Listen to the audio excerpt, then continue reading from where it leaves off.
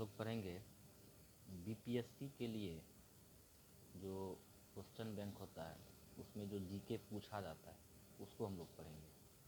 और सबसे पहले पढ़ते हैं भारतीय इतिहास एवं संस्कृति।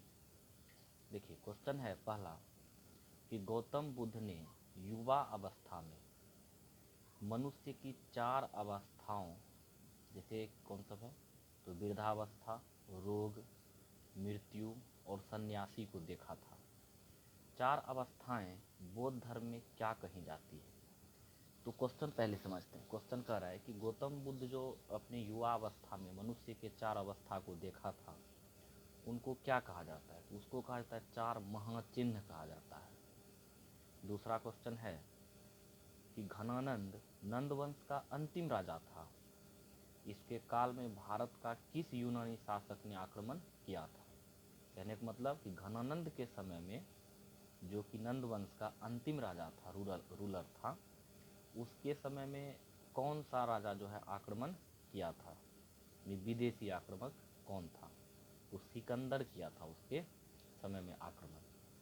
फिर तीसरा क्वेश्चन है कि सिंघली बौद्ध ग्रंथ दीपवंश तथा महावंश के अनुसार अशोक ने अपने कितने भाइयों की हत्या कर राज सिंहासन प्राप्त किया था?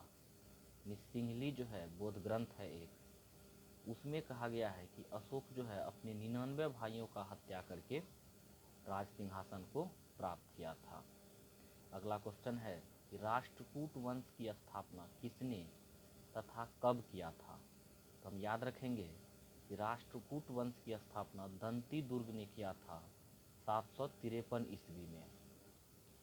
फिर अगला क्वेश्चन है कि किस वर्ष गजनबी ने गुजरात में स्थित शिव के प्रसिद्ध सोमनाथ मंदिर को, गुजरात में भगवान शिव की एक मंदिर है जिसका नाम था सोमनाथ मंदिर, उसको महमूद गजनबी ने तोड़वा दिया था और 1025 ईस्वी में उस पर आक्रमण किया था।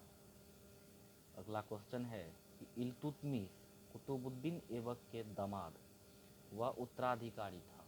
इल्तुतमिश जो था वो कुतुबुद्दीन ऐबक का दामाद भी था और उत्तराधिकारी भी था।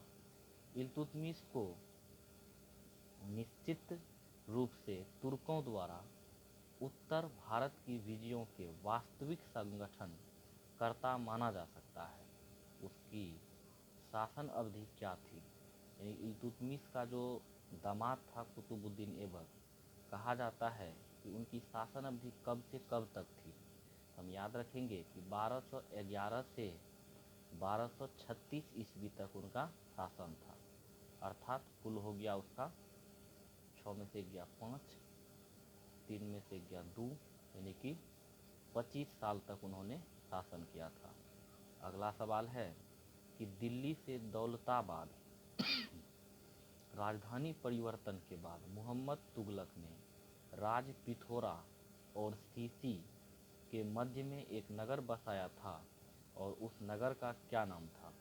ये दिल्ली से जब दौलताबाद राजधानी को परिवर्तित किया गया था तो मोहम्मद तुगलक जो है एक जहां पनाह नगर बसाया था। मोहम्मद तुगलक जहां पनाह नगर बसाया था। 1526 ईस्वी में पानीपत के मैदान में बाबर से युद्ध हुआ जिसमें इब्राहिम लोदी की हार हुई। इतिहास में यह युद्ध किस नाम से प्रसिद्ध है? तो हम जानते हैं कि 1526 ईस्वी में पानीपत के प्रथम युद्ध में बाबर और इब्राहिम लोदी के बीच जो युद्ध हुआ था जिसमें बाबर विजयी हुआ और इब्राहिम लोदी की हार हुई थी। इसके बाद जो है पानीपत के प्रथम युद्ध के नाम से इसको जाना जाता है। भारत का अगला क्वेश्चन है कि भारत का वह पहला मुस्लिम शासक कौन था जिसने अपने सिक्कों या अभिलेखों में फारसी के साथ साथ नागरी लिपि का भी उपयोग किया था? तो भारत का पहला वो शासक था शेर शाह जिन्होंने फारसी के साथ साथ नागरी लिपि का भी उपयोग किया था। चौथ क्या है? एक प्रकार का कर है।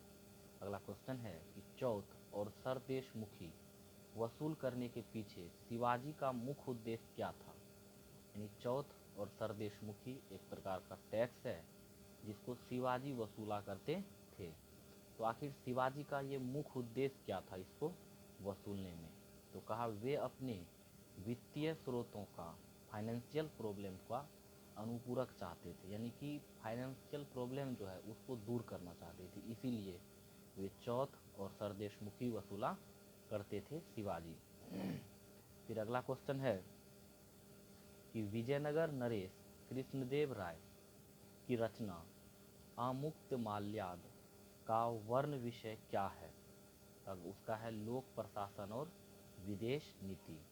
विजयनगर का जो राजा है कृष्णदेव राय, उसके द्वारा एक लिखा गया है किताब आमुक्त माल्याद। उसमें विषय है लोक प्रशासन का। ये जो किताब है वो लोक प्रशासन के विषय पर लिखा गया है और विदेश नीति पे लिखा गया है। अगला सवाल है कि गुजरात को दिल्ली सल्तनत का एक समृद्धतम प्रांत माना जाता था। गुजरात जो था दिल्ली सल्तनत का एक बहुत ही बड़ा समृद्धतम प्रांत था। इसकी समृद्धि के प्रमुख क्या कारण थे? का इसके समृद्ध बंदरगाह और हस्तशिल्प। तो गुजरात जो है दिल्ली का इसीलिए एक समृद्ध प्रांत था क्योंकि यहाँ पर बंदरगाह थे और यहाँ पे हस्तशिल्प थे।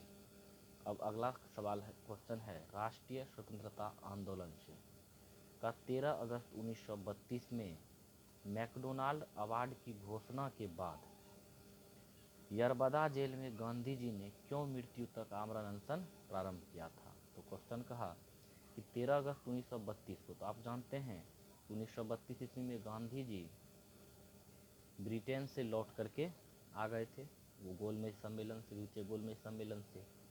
तो इसमें जो है वहाँ से आने के बाद इन्होंने 13 अगस्त 1932 को आमरण अनशन क्यों शुरू कर दिया था यरबदा जेल में? तो इसीलिए क्या था क्योंकि दलितों को पृथक निर्वाचन का दर्जा अंग्रेज दे रही थी, इसीलिए।